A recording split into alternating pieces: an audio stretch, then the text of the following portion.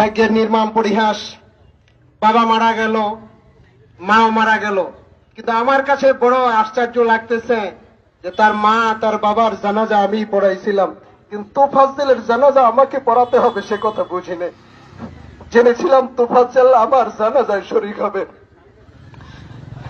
কিন্তু যেখানে মানুষ গড়ার কারিগর, আমার বড় ভাইও ঢাকা ইউনিভার্সিটিতে পড়েছিল, অনেক গিয়েছি ঢাকা ইউনিভার্সিটিতে, কিন্তু নিজের কাছে এখন খুব গেছিলাম এইটাই বড় দুর্বিষহ লাগতেছে যে একটা ছেলেকে কিভাবে নির্যাতন করলে পায়ের গোস্ত খসে পড়তে পারে,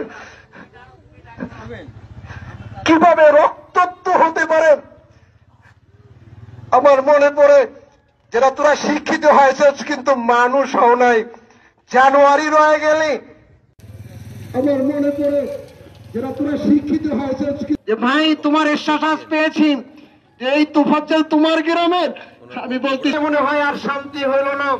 দেশের যে চোখের পানি, এই পানি তো হয়তো তোফান, এজন্য সবাই বলেন আমিন। আল্লাহ তোফাজ্জল জীবনে শান্তি পায় না, কষ্টই পেয়েছে।